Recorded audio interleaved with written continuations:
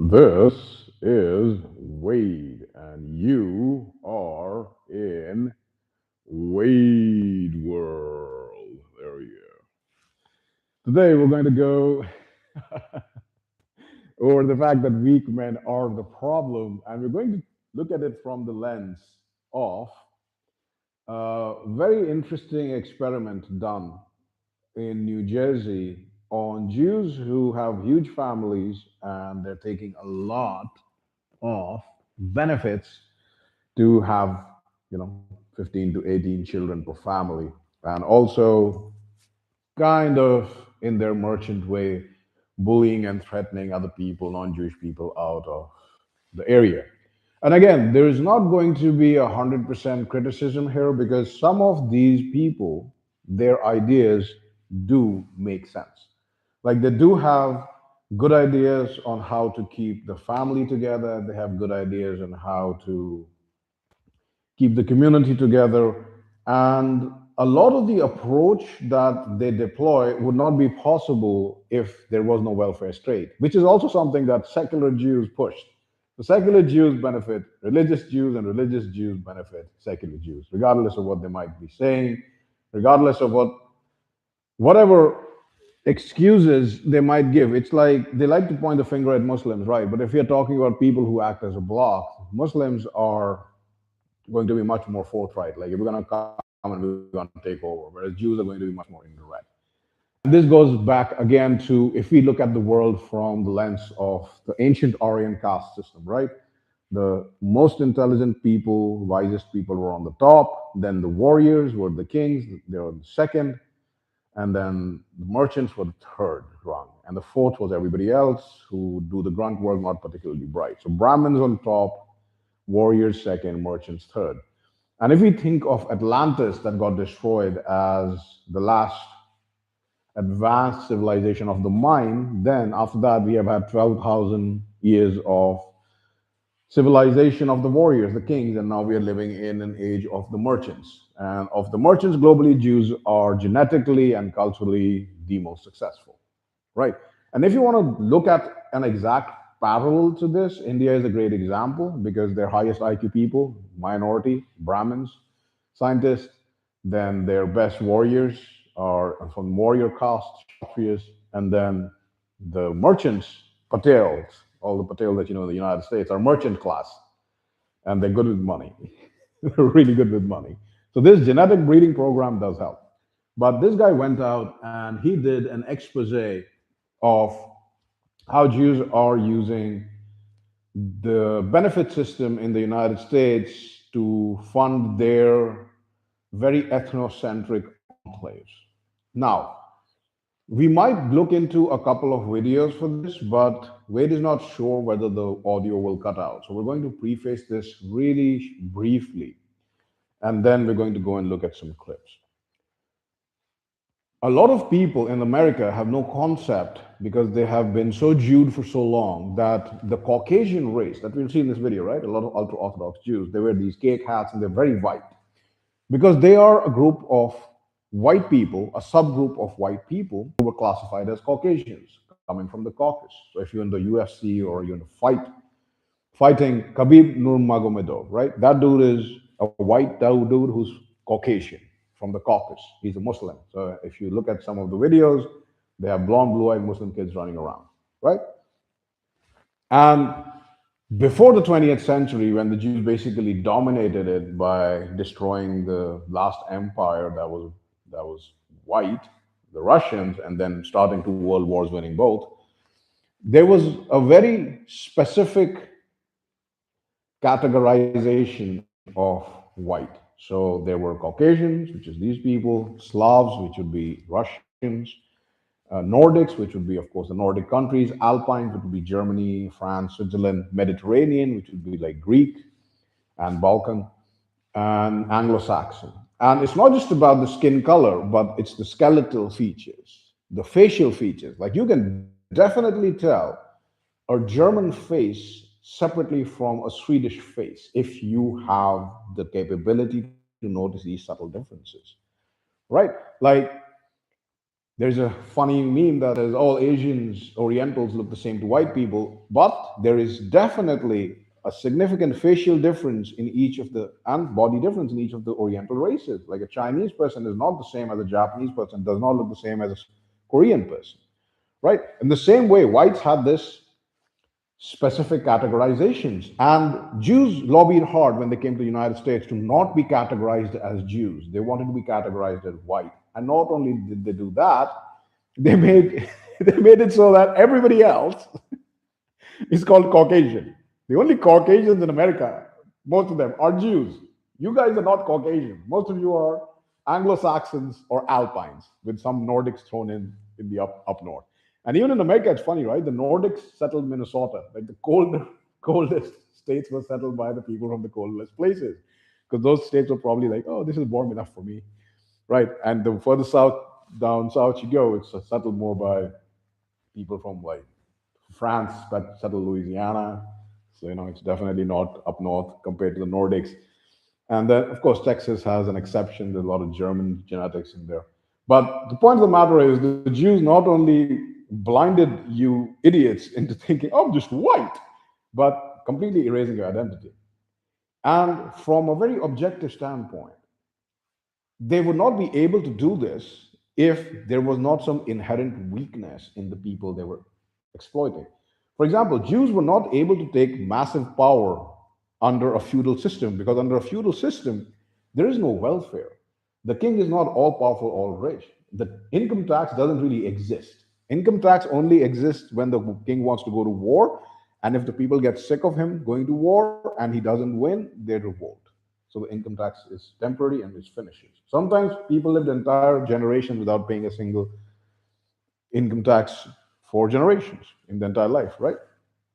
So there was no welfare state, and the welfare state itself is a dysgenic enabler. It enables dysgenics. It enables those unfit to survive and reproduce. So it basically makes your society weaker by letting the unfit reproduce. Whereas a healthy state has a minimal level of ability that you need to have to survive, thrive, feed yourself, feed your family, house yourself, house your family, protect yourself, protect your family. Right? It keeps the blood strong. And here's the difference, right? Jews have been so successful at brainwashing Americans and other Westerners into deracializing themselves that they're shocked when Jewish people, who are these ultra Orthodox Jewish people, they are white Caucasians, actual Caucasians from the Caucasus Mountains. So they've succeeded in deracializing these other people to such an extent, secular Jews, they're like, oh my God, I don't treat anybody different because of their blood or genetics. I don't think that. It's a Christian. It's not a Christian thing, man. See, Jesus Christ was a Jew. And the reason Christianity is so widespread is not because Jesus himself went and convinced all of your kings to convert you guys, because that's what happened, but because the Jews are such a driven people that they had this massive schism between people who followed Jesus and the people who followed old Judaism. That the people who followed Jesus were so mad that they went around convincing other kings to abandon their racial and old gods and come to their Jewish version of their God, Jesus, right? So the credit to Christianity spread also goes to the Jews who converted to Christianity, right? They went and they were like, yo, forget your gods, bro. Force your people to convert to Christianity. It'll help. Trust me, bro. And as you can see, they're very good at communicating, especially to leaders and in the halls of power. They gravitate towards it, which is also smart. You can't criticize them for that. It is smart, right? So, if they have been successful and reality tells you that being ethnocentric is going to benefit your people, then all of your mulling, I don't judge people, man. That's bullshit. That's bullshit is going to lose. See, racism has a place, and there is a reason. You cannot fault the strategy of the Jews. You can call it evil, that's fine, but you can't fault the actual thinking behind it. Jews deracialize you and tell you not to be racist while they are the number one most racist people in the world. Because racism works, and this is why it works. Racism is just a very high barrier to entry. It says, you don't look like me, so I don't trust you. Now, if you really want to earn the trust in a very racist society, you have to dedicate yourself to their cause and you have to go above and beyond the best of them. So then they see that, okay, this is a net benefit to us because he's going above and beyond our own, like the best of our own. And a great example is Eminem, right? He is the best rapper because he had to break into an industry that is the second most racist people on earth. So the first most racist are the Jews, the second most racist are the blacks. And Eminem is very Nordic looking guy. You know, he's blonde, blue eyed dude. So to break into an extremely racist place, he had to be better than the best of them. And, it contributed to who he is. So racism is like a self defense mechanism. Now, you can blame Jews all you want. Like, oh, it doesn't feel good to me. It doesn't matter, bro. They are in tune with reality, whereas you are not. What's worse is that instead of helping you, they misguide you. That's the problem. The problem is not the Jewish people are ethnocentric. That is the natural order of things. If you're going to survive as a people, you have to be ethnocentric. It just makes sense. The problem is that they misguide others. So this is again a girly men, a weak men issue because in an honest competition, Muslims are a great example. They'd be like, yo, we're ethnocentric. We're going to come and take your shit. So if you want to fight us, you better be ethnocentric too. And then let's just fight and let the best ethnicity win. It's a masculine way of solving problems. The girly men, weak men of solving problems is what the Jews do is ethnocentrism is really bad for you, but oh, we're poor, we need it. It works. It's an excellent strategy, but it's not a masculine strategy. It's not a balanced strategy. It's a strategy of chaos. But you can't blame the strategy itself from a very objective standpoint, misguiding your opponents to win. It's allowed all fair in love and war, right? So, this guy and the video that we're going to try to see right now is about exposing welfare fraud among well to do Jews in America.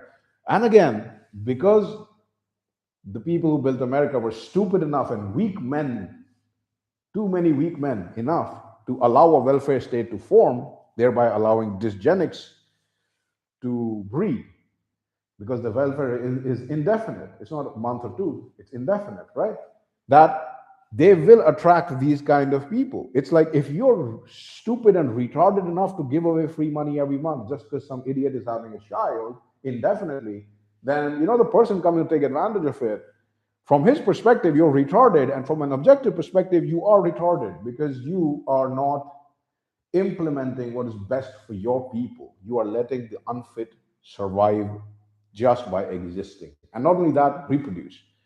And again, these are also used by secular Jews as tools to flood your country with immigrants who bankrupt you. So you work hard and pay taxes to the people who don't work hard and are just there to replace you. The fault lies in you. If your country has the system, the fault doesn't lie in the Jews, it doesn't lie in the Muslims, it doesn't lie in Africans or whoever else, or the Indians or whoever else is coming. It lies in you because you agreed to the system and you were too stupid to race gate it. You were too stupid to say only these races allowed, or if you're from this race, you have to go above and beyond to prove yourself. And this is only going to be for a limited time. Because in countries where there are no benefits of welfare systems exist, what happens? The best people survive. And the rest are supported by their families. The family is the support system. Nobody's homeless in Mexico. The proportion of homelessness in Mexico is much less than America, and Mexico is a poor country compared to America. Because homelessness is not just a mental health crisis, opioid crisis. This is bullshit. Homelessness is a crisis of the family. The family is broken apart. No normal family will allow any of its members to ever be homeless. That's just not going to happen. There is no way that's going to happen. You can go live with your parents. Your parents can come live with you. But if you're homeless, it's not a mental health and drug abuse, blah, blah. No, it's a family collapse crisis. And again, we can go into this in detail, but we are heading towards the future. Now, Wade has also looked at some other videos, and we could look up X or Twitter, and now there's things about the looking glass, apparently ancient Sumerian Atlantean technology that could allow you to see somewhat into the future, different timelines. And this is also a segue into the Roswell incident, where apparently we did catch two kinds of aliens, one from 52,000 years in the future, one from 45,000 years in the future. The one from 45,000 years in the future just came here to collect genetic material because both of these aliens are us in the future who have evolved to live on different planets. So, Interstellar, right? They're telling you this. And Titan, that's a great movie also about genetically engineering ourselves to live on Titan.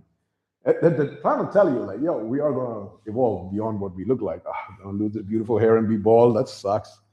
But probably going to have a bigger mind. We'll see. Let's try to keep both. So the 45,000 year future alien who's back for genetic material just is back because their genes are corrupted. 52,000 year in the future guy came back to tell us, like, hey, you have two futures. One is a global consciousness awakening, which will free you all and lead to a very beneficial, benevolent future overall. And the other is transhumanism, which is you and machines together, the Borg. And if we look at it right, we are heading towards transhumanism because every bit of technology, while helping us, is also making us less human. A small thing that people skate over is we read a lot that the Vedas are oral traditions, the Torah was an oral tradition, the Nordic sagas were an oral tradition, and then we wrote them down. What is just skated over the fact is that there were individual human beings who could remember accurately these entire humongous books. So we had that capability, we put it down on pen and paper, and we lost it. So, and if the universe is as old and as complex as we think it is, there's definitely organic intelligences and machine intelligences.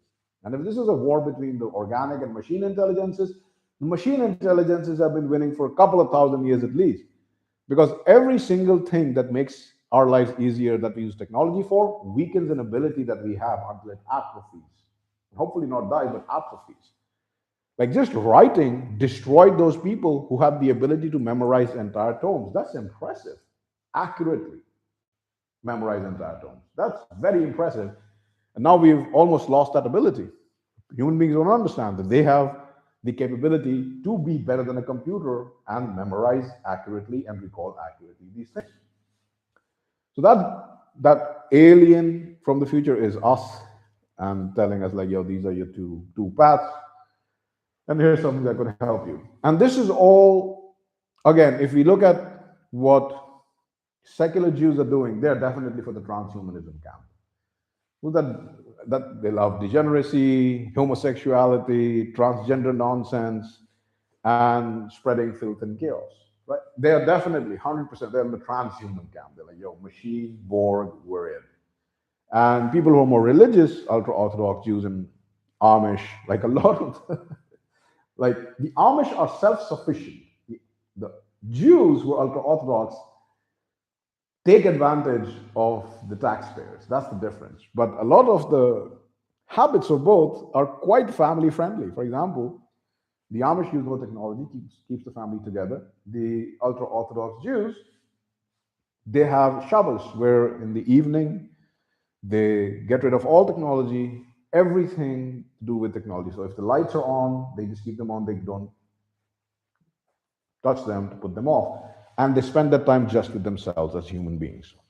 So the more religious you are, the more in nature you are, in touch with nature you are, in resonance with nature you are, probably more towards the benevolent future, maybe going back to Atlantis. And the more tech you are, the more transhuman you are, and the Borg existence. You know, you see Borg, it doesn't look like something that's desirable. It's like cold, ruthless. Whereas a benevolent Atlantean, somewhat continuation. And if we look at our history, if we're really waking up to the fact that we had Atlantis and lost island of maybe Lemuria, then we can think of this as an interregnum, right? So Atlantis was destroyed, and if there were any wise people there, which there were, they would have calculated like, yo, how many thousands of years is this going to set us back? They would have been like about 12,500 to 15,000 years. They'd be like, damn, because we have to go right back to teaching people agriculture. This would be like if the bomb dropped today and destroyed 99% of the Earth's population, or computers, everything is gone. You'd be like, oh, damn, how long would it take us to get back here? Somebody's like, yeah, about 10,000 years. You're like, oh, damn, no more fancy heating, no more toilet paper, right? So this turns into a meta discussion, but we're going to just try just one more time if this works. And if the audio cuts out, then it is what it is. And let's see. All right, New Jersey Jewish invasion. You should move on. Nobody wants you here. Please move out. Felt that we should pay for their money, so why don't you move to a different country? What are they calling about? People try to live a quiet life. You two gentlemen, I saw a video of you walking into 136 Hillside. They asked not Fair to enough. come back. Amazing. You come back. Goyism. The Jewish community is extremely racist. You have a group of people that call themselves God's people. This is funny, right?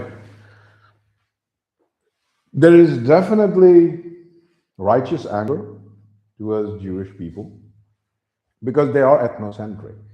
But the problems they create are from their own approach. Look, if you're ethnocentric as a masculine person, you know that you're going to have to fight at some point of time. And if you're honest, right, you earn the respect. Like Alexander earned the respect of those he conquered by letting most of them live and rule in his stead. Genghis Khan, while ruthless, also earned the respect of those he conquered by letting the able rule. Right? He was just, I'm stronger than you, but you respect me because I'm honest and strong. And they were like, yes, we do. Right? Caesar, the same way. Jews, on the other hand, because their strategy is one of girlishness, right? That misguide the others while doing the right thing yourself. It's like all those skinny girls who have that fat friend who are like, oh yeah, you look beautiful, girl. This is a girly strategy. They misguide the fat friend because if she gets skinny, the competition that they have increases. While if she remains fat, the competition that they have decreases. So it's literally, this is a religion of girly men at its core. It's effeminate religion. All the tricks are effeminate. Shaming people, insulting them, playing the victim, misguiding others. Does it work? Yes, because it is an effeminate approach channeled by men. But this is a problem that creates its own solutions, because if you're going to misguide others, right, and take advantage of them, that when they realize they've been fooled, people don't like being lied to, and then they'll kick you out or they'll do something worse. Now, you could say, why don't the Amish have this problem? Because the Amish don't really misguide others. The Amish don't tell you, yo, you shouldn't be racist towards us. The Amish are like, we're going to be here on our own. We don't want to interact with you much. We're not going to take any help from you, any welfare from you. We're not going to subvert you. We're just going to be here doing our own thing, which in any society is pretty much acceptable. All right, so you're not subverting us, you're not misguiding us, you just don't want to interact with us, and you're not a leech on us. No. Whereas the Jewish system, it's like a girly version of this Amish masculine system, right? It's like, I'm going to be separate from you, but I'm going to steal, leech off you, misguide you, and if you call me anything or call me out on it, I'll call you names and say you're mean. Now, this is apart from all the good traditions they have, because again, it is a girly men. There are still some men in there. That is why some of their traditions are actually beneficial for the family. Like a lot of these Jewish people say, we don't want our kids playing with secular people. And what they mean is non-Jews. But at the end of the day, if you look at it, what do these people who are trying to teach their children to live healthy lives, eat healthy, regardless of how much they might subvert you or poison you, which is what you hate them for, but by themselves, they're trying to teach their children technology is going to break your family apart. Stay true to your family, your community, your people, your race. So they're ethnocentric, and you can't really blame anybody. You could be white and you could say the same, like, I just want to be with my Nordic kind of people, right? And we're going to celebrate our traditions. Christmas wasn't on the 25th of December. That's Yuletide. It's a European tradition. It's in the middle of winter. Winters are bloody 8 months long. It's depressing as hell. Christmas comes at right in the center so that people don't kill themselves out of depression. It's like, don't worry, you have holiday to look forward to. Also, there are holidays and even older holidays about the summer harvest, like, oh, winter's coming, don't get depressed, and the winter's ending. There's also holidays for that. Right. So if you decided, like, I just want to interact with my people, the problem you have with Jews is that because they have a girlish approach, a mercantile approach to power, they make it illegal for you to do so, but it's not illegal for them to do so. You understand? So they exert real power. They're not stopping you from doing it, but they are actively fighting against you. Instead of being in an open battlefield, this is not a battlefield of minds or of men. This is a battlefield of merchants, money, lawsuits, political power. That's why Jews also love democracy, because democracy is the best way to subvert a nation. It's the best way to have your voting block and then just basically take over parts and then bribe the people in power, right? You can't do that to a feudal system based on race. We're going to continue the video, but it's not the strategy that is wholly a problem, it's the effeminate part of it, misguiding others. And hey, it's very telling that genetically Jesus tried to tell them this and they crucified him, right? And then there was a schism, and then some Jews became followers of Jesus Christ and some Jews stuck to their old religion, right? Their old tradition. And we talked about this child sacrificing, worshiping Moloch. So worshiping the gods 7,500 years ago who wanted child sacrifice, although they tried to sacrifice others' children, not theirs. Pretty messed up stuff, torturing babies and killing them, right? And then the other Jews became Christians. Still, some other Jews then became Muslim. So it's not like a monolith, but it's definitely like the original Judaism. Whoever adopts it, like these people are Khazars, they're Turks. They adopted Judaism. They're white because they adopted Judaism in the 8th century. And they're from the Caucasus Mountains, bordered by Russia to the north and the Arabia in the south, right? So the OG version of this religion is just effeminate. It is. The tricks are effeminate, the thinking is effeminate, the strategy is effeminate. Some aspects are good, and most of the aspects on dealing with the outside world are pretty bad. For example, one service that is great in this community is the Shavarim, what they call. So they help anybody in the Jewish community. They're better than the police and firefighters in response times, sometimes. Right, and this is whether they're using tax dollars to fund it or their own money to fund it. This is just something that helps. It helps everybody, like anybody in the community. So far, they help. You could be a non-Jew, you could be a Jew, they'll help you. So there are some masculine components trying to come out of Judaism, and that's why ultra-Orthodox Jews, some of their family practices are very healthy and very, very common with Amish practices, ultra-Orthodox Christian practices, Orthodox Muslim practices, conservative cultures around the world, and they're very pro-family. So you have to take all of this with a balance. It's just that the balance is so lopsided throughout Judaism history in that the masculine is always overweight by the effeminate men, right? But there's still that core there, and they try to do the best they can. And you know, Wade is no fan of Jewish people. So You are a Semite supremacist. Elon Musk has 12 kids. Why can't I have 12 kids? He pays for them. You're arguing that I should pay for your kids. I'm arguing that the government said. That's our money. I pay taxes. Excuse me, sir. What are you doing? Can I call the cops on you? Look at that. We may be in a corrupt hellhole. So what am I being pulled over for? We got a call. Keep your hands on the steering wheel when you do so. This is Lakewood, New Jersey, home to one of the largest and fastest growing Orthodox Jewish communities in America, having anywhere from 6 to 10 kids per family, causing the community's rapid growth to spill into. like, you have to think of this, right? A lot of the left doesn't dislike Israel because of the Judaism, because the left is degenerate and it's secular Jews, right? It dislikes Israel because these are a lot of white Caucasians, not white Nordics, white Anglo-Saxon, and these white Caucasians really understand the difference between them and the other whites. They're the only race-aware whites. They know the difference between them and white Slavics, white Balkans, white Mediterraneans, white Alpine, white Nordics, white Anglo-Saxons, right? So a lot of the left is mad because Israel is made up of a bunch of white-looking people. Now you can say like they don't really look white because they have historically a lot of Mizrahi and Sephardic non-white population mixed in. And again, the faces of Turkic white, Caucasian white people are not the same as the faces of Anglo-Saxon whites, right? That's why they invented rhinoplasty and surgery. It's a genetic marker. Like, yeah, they're white, skin tone, but facially, they're a distinct subgroup among whites, right? And they're the only white group that doesn't call themselves white. They say we're Jews, which is bullshit.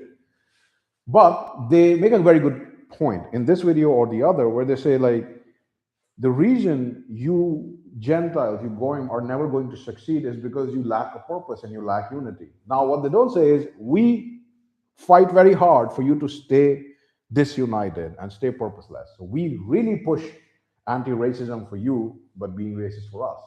That's what engenders the anger. But the point that the Jews make is absolutely true. If they are going to act for their own people as a bloc, for whatever reason, okay, these white Caucasians, they converted to Judaism, great. Now they're being ethnocentric. They convinced all of you that as Christians, you should support the people who killed your Messiah. That's what happens when you adopt another racist Messiah. That's what happens when you adopt another racist Messiah who wasn't even talking to you motherfuckers. Jesus wasn't talking to white people, man.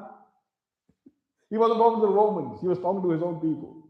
So you not only adopted another racist Messiah, but you adopted someone who really didn't give a damn about you.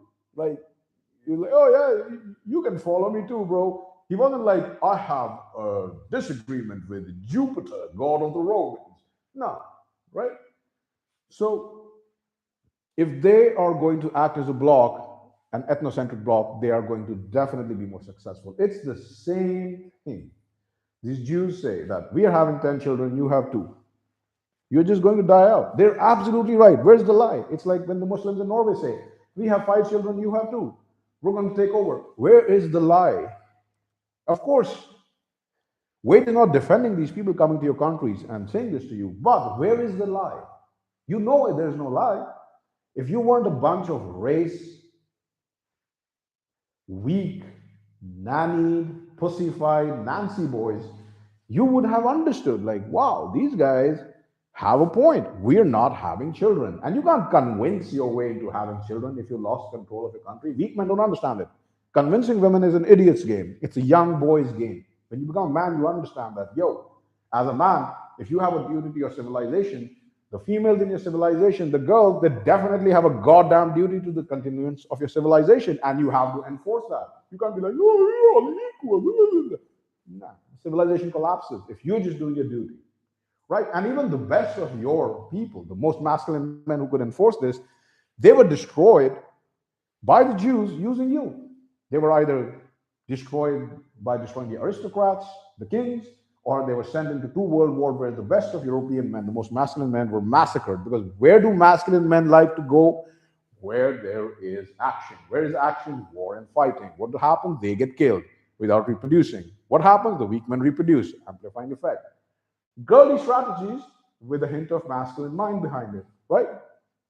That is why they're successful. So we're going to do a little bit more of this video and then we're going to switch off because that's it for today. We're going to go into more detail about some other things in another day. But this is a good video. Check it out. And also, we would recommend checking out this other video that actually might be curated by the ultra-Orthodox Jews, curated, right?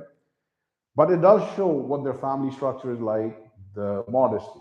Now, the modesty that the Jewish women wear wigs. Like, this is the kind of stuff that is stupid because it's effeminate.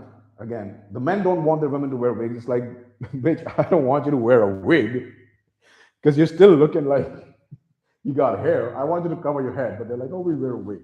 Probably it's also to, somewhat fit into white European society, which has forgotten that married women covered their hair throughout Christian white European societies and earlier. It's not a Muslim thing. They just like black. So we're going to watch this video a little bit more, and then the neighboring towns of Jackson, Toms River, Brick, and Howell, causing non-Jewish residents to fear them, will soon be turned into Little Jerusalem, just like Lakewood. The tactics within this community, I would liken it to organized crime. You were the vice chairman of the Israel Advisory Committee for Donald Trump in 2016. How did you get a relationship with the White House? Who in the White House?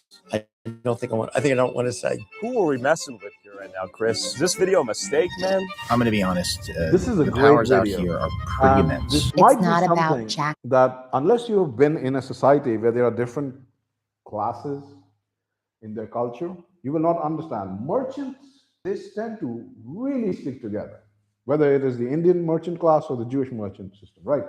Merchants tend to really stick together way more than wise men and kings, who are more individualistic. And we can forget about the proles.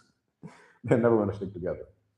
So this is a billionaire who has contacts to the president in the White House advocating for the takeover of a small town. So everywhere is going to be Israel, and they're going to fight everybody around them, because whether you like it or not, life is an ethnocentric struggle. If you don't defend your ethnic people, you will be wiped out. And while you can defend Israel or you can defend Palestine, the fact of the matter is, in an objective world, they each are ethnically different. The Palestinians are quite white-looking also. They're the original Jews, but these Khazars are white Caucasians, and they are different ethnicities, and they are going to mutually always have a problem with each other. This is just the reality.